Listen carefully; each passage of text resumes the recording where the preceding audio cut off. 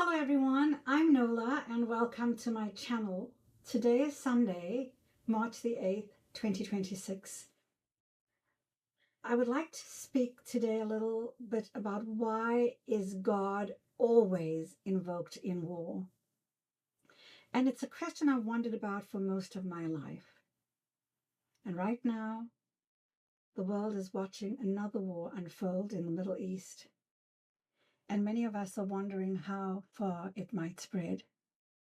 And moments like this always take me back to one of my earliest memories regarding war, actually. I was no more than 4 years old, and I was sitting around a swimming pool with my mother and three of my aunts, my Aunt Louisa, my Aunt Millie, and my Aunt Maisie. They are now long gone. But I remember my Aunt Maisie so clearly. She was beautiful. She had dark skin, long red nails. She was so elegant with her cigarette that she smoked, and she spoke so eloquently. And I always wanted to be like her. Well, the women were talking about Lebanon and the war that was happening there. I didn't understand it then, but I remember listening.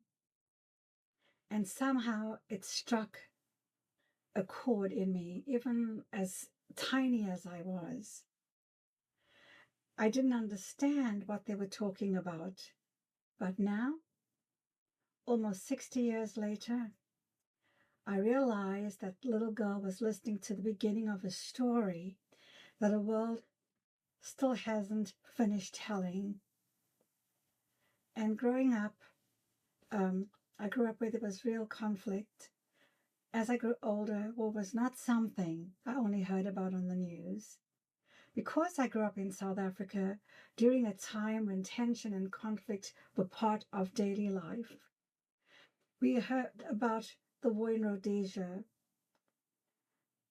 and we heard about the border wars, the skirmishes along the South African and Southwest African borders. We lived through bombings in cities like Durban and Johannesburg. I remember the bombings of Magoo's Bar on the Durban beachfront, if I'm correct me if I'm wrong. I think it was in 1986. I remember the attempted bombing of the oil refinery in Wentworth in about 1983. I could be corrected there again. And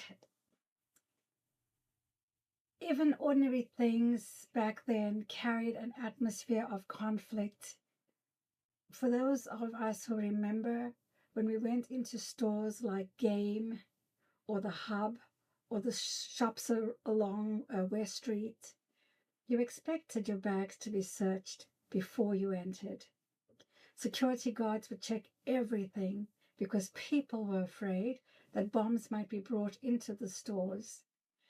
It could feel uncomfortable, sometimes even humiliating, but we understood why it was happening, because people were trying to keep everyone safe. And even then, there were disagreements about what it meant. Some people were called terrorists, others believed they were freedom fighters. History often shows us that the same conflict can be seen in very different ways depending on where you stand, or depending on where I stand. War is not only fought on battlefields. Yes, it also lives in the atmosphere people grew up in fear, in the propaganda, and the way societies are taught to distrust one another. A lifetime of wars. As the years passed, the names of the conflicts kept changing, but the pattern remained the same. Vietnam, Lebanon, Iran and Iraq, the Gulf War, Iraq, Afghanistan, Ukraine, and then there are many conflicts that rarely make the headlines for long, such as places as Darfur in the Sudan, the Democratic Republic of Congo, and many more countries such as Burkina Faso and Mali, where struggles over resources like gold continue to cost lives on a daily basis. The locations change, the explanations change, but the cycle itself seems to repeat. War across generations, and war is not abstract in my family. My grandfather served in the First and Second World Wars. Other relatives served, and my own son served 3 tours of duty in Iraq. And when war passes through generations like that, it stops being something distant or theoretical. It becomes part of the story of a family. You know, the narrative of fear. And one thing I've noticed throughout history is how often societies are taught to fear another group. Yeah. Sometimes it's a different religion. Sometimes it's a different race. Sometimes it's a different nationality or ideology. When people are taught to fear one another, it becomes easier to justify conflict because fear prepares for ground war. And then the most pressing question for me, I don't know how you feel about this, is a question about God. And recently, I read a comment from a young woman that stayed with me.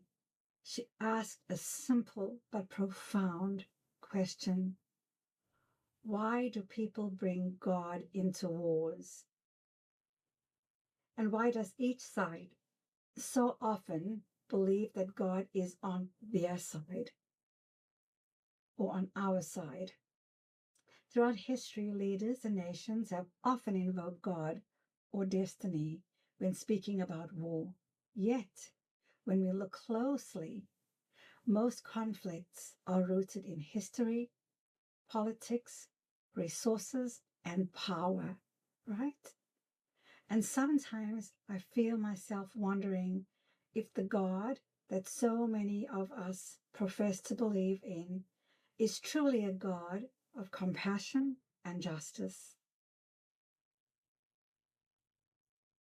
How would that God feel about being invoked in the midst of so much suffering and destruction? And not only that, how would God feel about being used to divide and separate us from each other? Throughout history, we have seen people of different faiths, Christians, Muslims, Jews, and others, all convinced that their understanding, or my understanding, or your understanding of God determines who will enter the gates of heaven and who will not.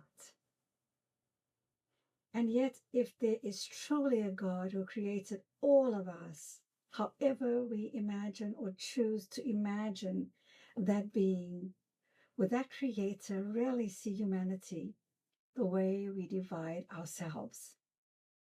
Sometimes, to me, I'm sure to many of us, it seems that throughout history, the easiest way to control people is to divide them. I saw that with the apartheid regime in South Africa. And I see it again in the world as an older person, and even when I was younger, religion against religion, nations against nation, neighbor against neighbor. And when people are divided, a small number of powerful voices can lead everyone else into conflicts that ordinary families, such as yours and mine, never asked for. And beloved, this is not an accusation. It is simply an observation. The human cost. Meanwhile, the people who suffer the most are usually not the leaders or the politicians. It is civilians, women, children, families whose homes and lives are suddenly destroyed. And many people who support wars have never experienced conflict on their own doorsteps. But for those who live inside these conflicts, the consequences last for generations. And sometimes I think about that little girl sitting by the pool, listening to the woman talk about Lebanon. And after a lifetime watching wars come and go, I ask the same question: how long will we keep repeating this? What has humanity really learned? What have we really learned, beloved? Perhaps the real question is not which side is right, but why we accept these cycles at all. As many of us sit in our comfortable homes, we are watching in real time as entire neighborhoods of human lives, fellow human beings, are being eradicated from the face of the earth. How numb are we? Truly, truly. How programmed are we? How much longer are we going to allow ourselves to be divided by this? And again, I want to say this is not an accusation. This is just an observation. I know you are observing these things too. I know that you are feeling the reverberations around the world. Many of us are asking, why? Why now? What does this mean? How is it going to end? But unless we stand up and refuse to put up with this, it's all about resources. We know this. It has so little to do with our human lives. And before I close today, I must remind you once again to be kind. Kind to yourself. Take care of yourself. Stay away from the news. Get little bits of it. Choose carefully where you choose to get your news. Nourish your body.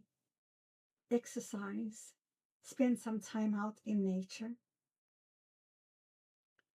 And be kind to those you meet along the way, because so many are dealing with things that you and I know nothing about. And remember that when we are watching these atrocities around the world, that human beings like you and I are being deeply and gravely affected. It's not a game show on TV. These are lives of women and children. Most times, the most innocent are our children. And if we cannot protect the women and the children and the elderly, then who are we as a people, as human beings? That's all for today. Until the next time, do take care. And if you like, please consider liking, subscribing, and sharing. And bye for now.